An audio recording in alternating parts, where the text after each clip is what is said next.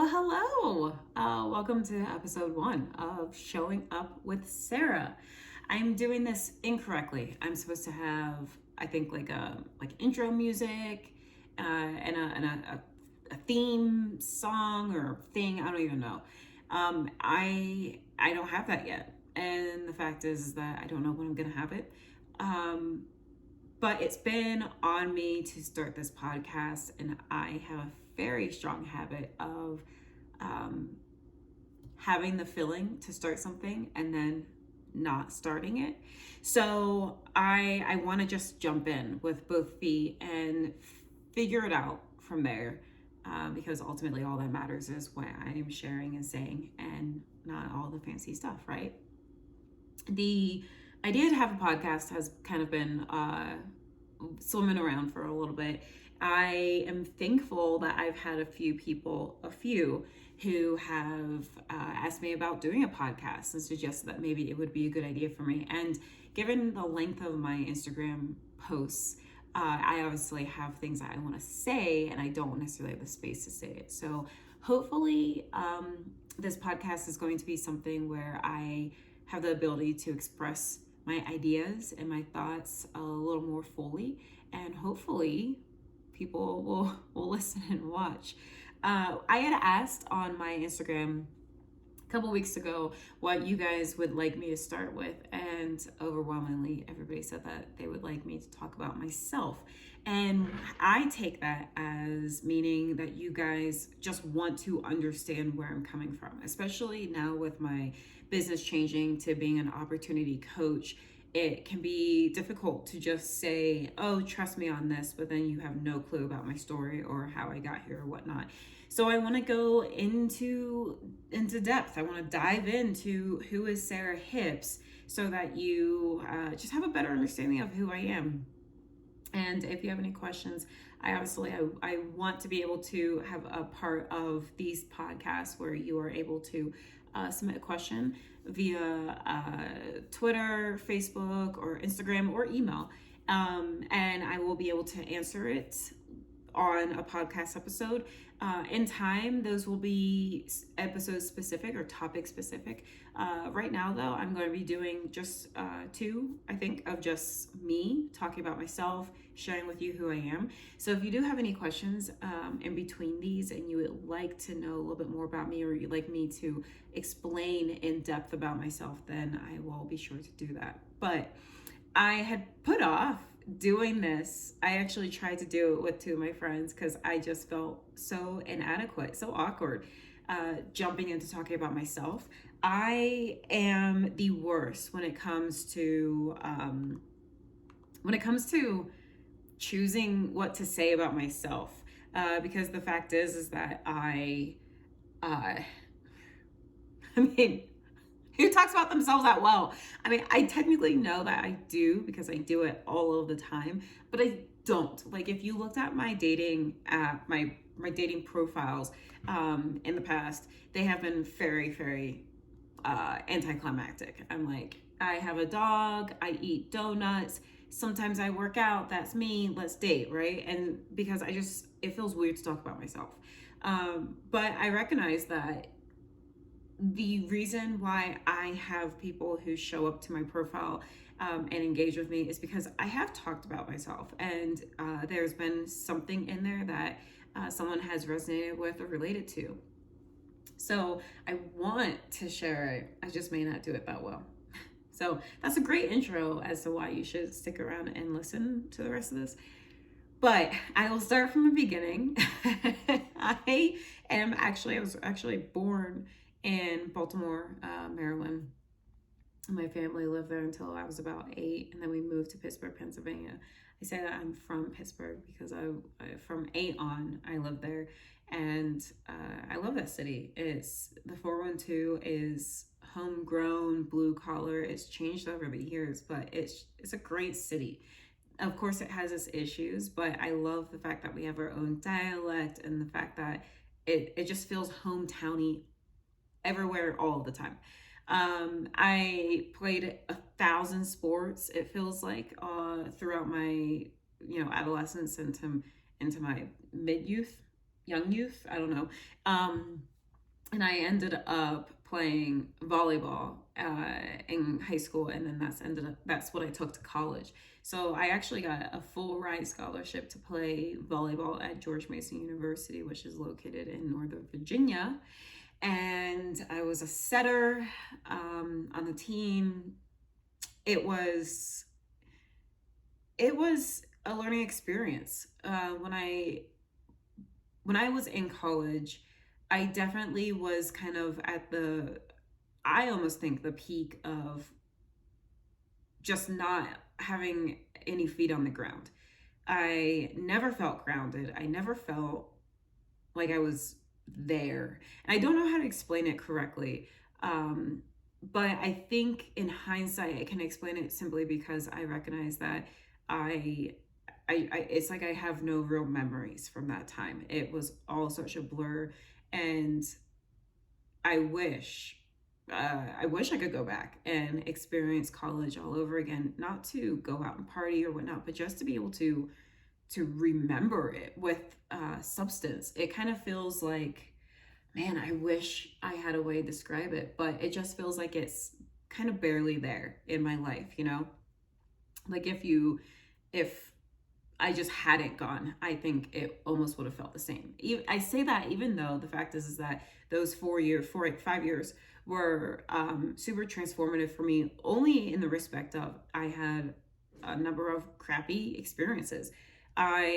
Before I went to college in my senior year of high school, that summer, I actually had my first sexual assault, and I don't remember it. I don't feel any anger towards the person or the situation. But just a few months later, when I went to preseason for college, I actually had my second sexual assault, my second rape, and it was at the hands of my very first boyfriend. And I'm angry about that.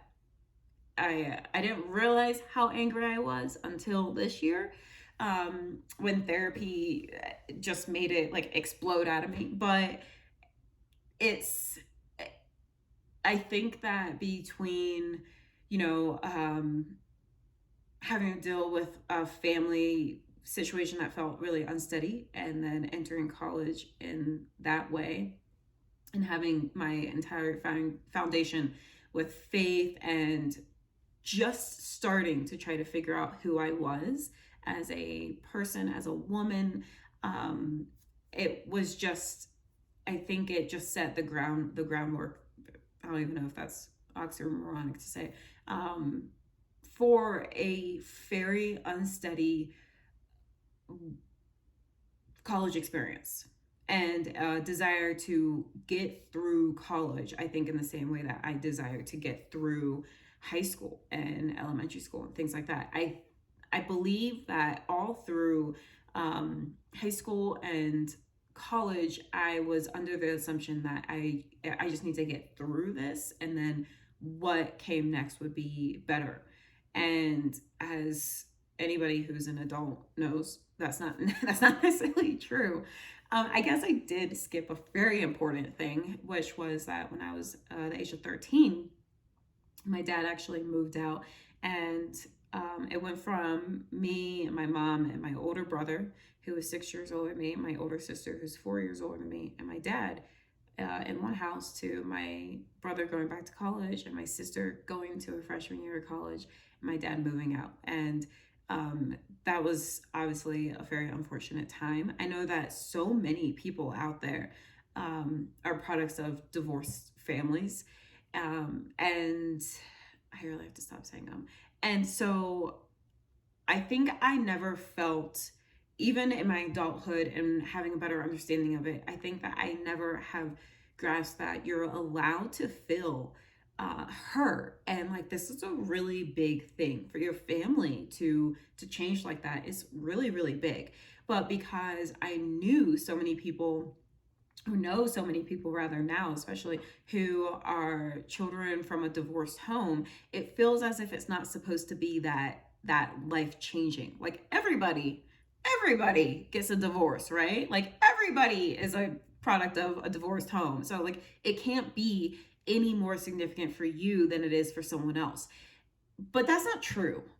And the truth is that when a divorce happens, how it goes down the years after, where you are as an individual, mentally, emotionally, self-esteem wise, all those things, it impacts all of us so differently, and you're allowed to have it resonate through your life.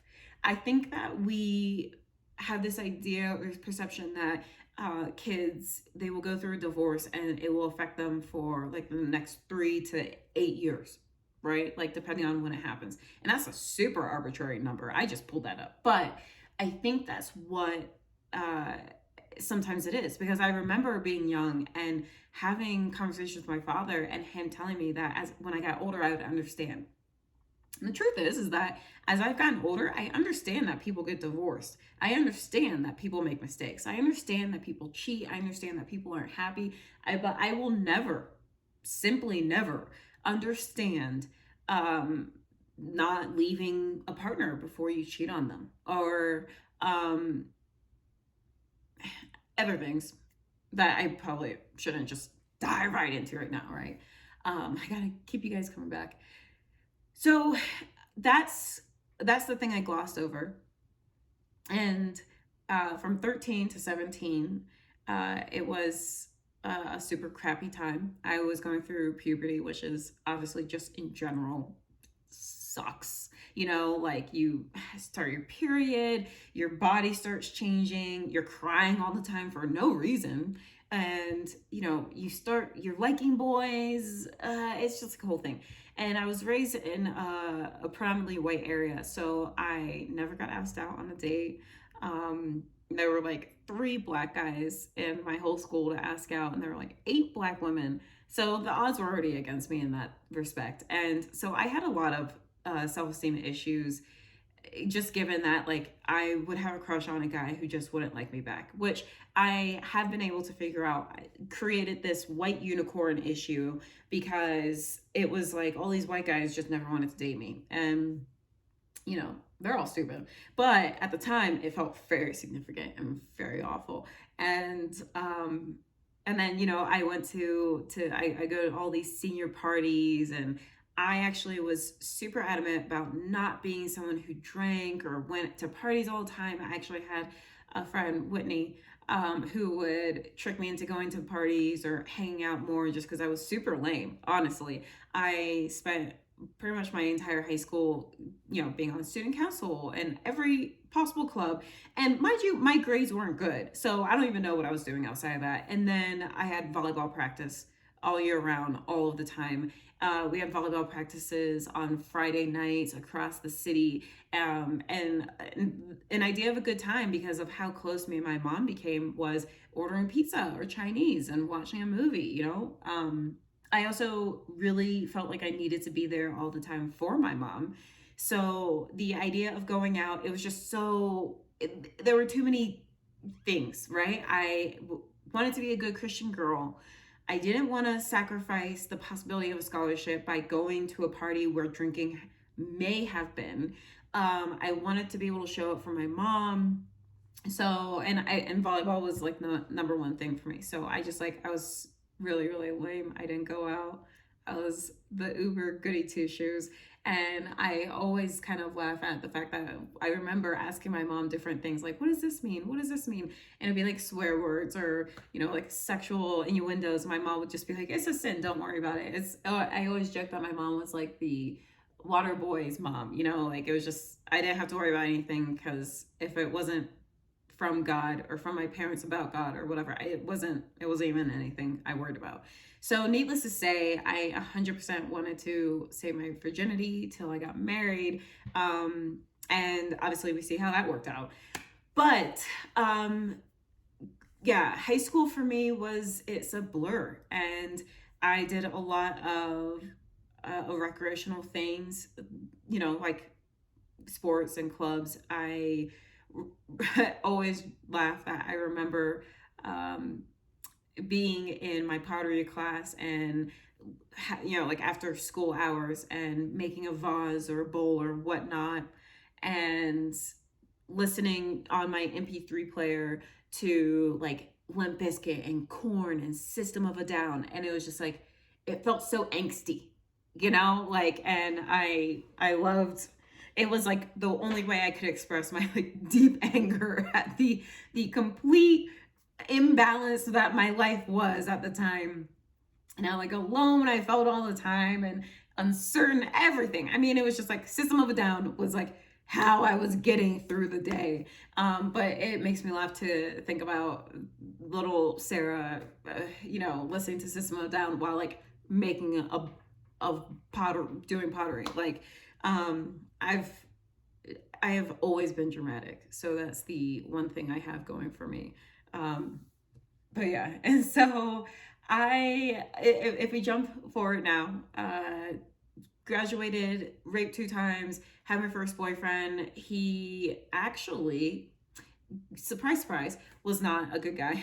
And we were together for a year, and he actually married someone while we were dating. Now, to everybody's credit in that, except for him specifically, he had been dating this woman where he's originally from, and he had gotten her pregnant, and I was the side chick, and I didn't know about it. And so he got married to her, and then happened to tell me at the beginning of my sophomore year in college, and that was pretty devastating.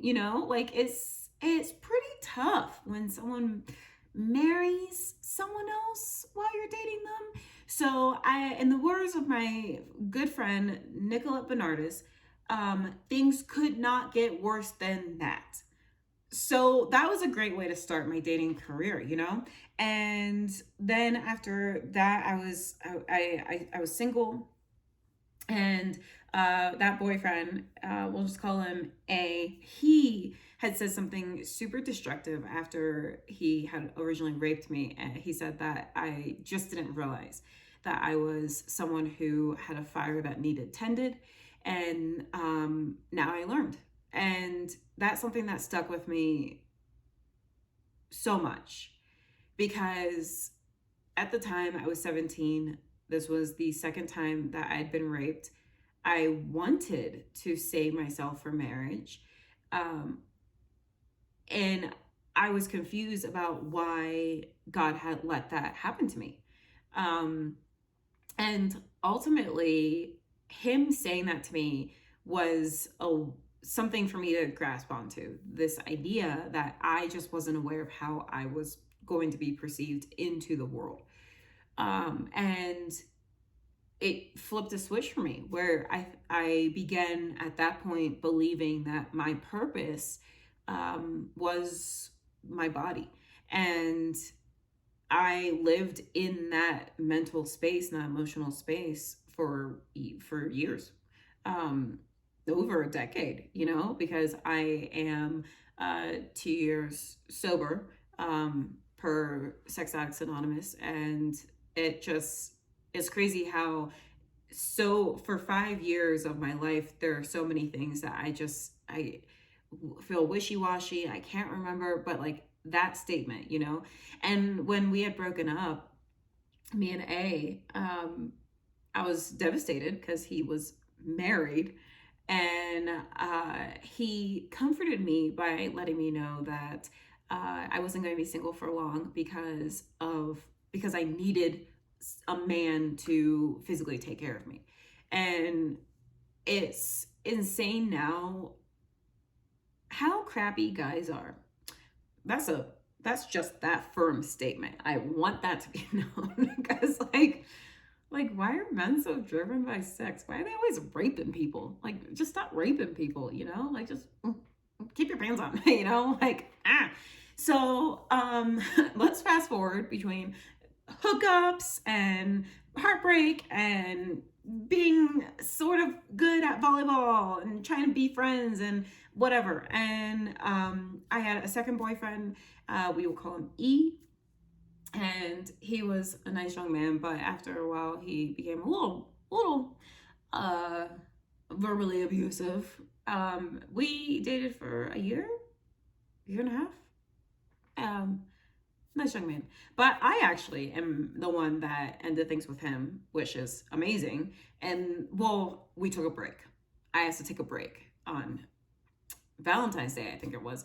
And then he started dating another person named Sarah as well. So that was kind of the end of the break. So I would like to say that it was a mutual decision, like I instigated sometime, but he kind of just plowed on through, which is fine.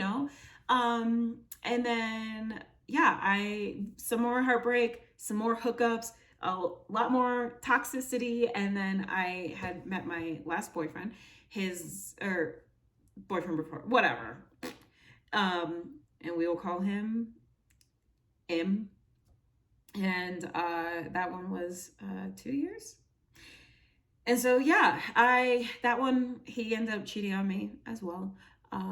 So I have a really good track record with men staying faithful, which we're not going to look into being a possible thing that, like, yes, did my dad cheat on my mom? I mean, that has nothing to do with the men I choose, even though according to my therapist and also myself, it's 100% has to do with the men I choose. So that's really good for me. But yeah, and I was in Virginia after I graduated. I worked a job doing event management. I got promoted, or I went to a different job. I worked there, got promoted, and then everything aligned for me to get a severance package and decide to move out here. And I get asked a lot, how did I choose Denver? But truly, my brother, we were FaceTiming. By the way, my brother has 2 boys. They are currently 9 and 7, and my sister has a young lady who is 5 and a son who is like 10 months. He's definitely less than a year. But anyway, and so I was FaceTiming with my brother 5.5 years ago, and I made a comment about how I was definitely going to move any day now. A comment that I had repeated for years at that point. And he just kind of warned me, if you don't do it now, you're never going to do it. And so I actually went into my office the next day. I told my boss, Doug, whom I am still great friends with, that I needed to flap my wings. I needed to go. And he supported me, and it was super great. And like I said, everything aligned at the time. There's like, chaotic good occurred where I was able to have a severance, and I prayed so much about, like, where should I move and what should I do? And when I had gone into the office and told him I needed to leave, I quit. I come home, I pour myself a giant goblet of wine, and it dawned on me that I didn't have a job. I didn't have a job. And so I took 3 different quizzes. I Googled, where should I live in America? And, New York and LA kept coming up because honestly, I'm extremely fancy and I'm very metropolitan. But I was like, what? I need to get off the East Coast. But like, I know everybody who lives in LA, so I can't go that far because that's just going to be super comfortable. I'm just going to have all my friends. So I decided to look at one of the other cities on the list, which was Denver. And I did another quiz that confirmed Denver. And quite literally 4 weeks later, I was here in Denver. I got here. I didn't know anybody. I didn't have a job. I had like X amount of savings, which of course, if you know me, I'm so bad at money. Previously, I speak abundance over myself now, but I was previously so bad at money. And so, yeah, things did not go as planned after I moved here. I felt a little ashamed and embarrassed because I'm like, why did God bring me here if he was just gonna kind of like leave me here? He just kind of plopped me and like kept going. I ended up starting my personal training business, and after I was here, like I started SAA in December of 2014. SAA is Sex Addicts Anonymous. And I will definitely get into that in a later episode because it's too big to get in right now. But I had gotten into it December of 2014. I moved out here May of 2015, and I didn't relapse until September of that year. And so I've fought through relapse. I have fought through depression. I have fought through pretty much poverty, let's be honest. And just like being out here and alone, like the dating woes and everything. It's just been I have packed a lot of life into 5.5 years. And now I'm in the space where I can rightfully say that I would not have gotten to this place if I hadn't moved here. I think that God knew what he was doing, surprisingly, that I had to get out of my safe zone. I had to get out of my comfort zone. I had to be forced to grow. And it's been an incredibly uncomfortable 5.5 years. It's been scary, and it's been painful, and at times straight up agonizing. But I'm thankful as well, because I think that I don't know if I would have known myself if I didn't go through that stuff.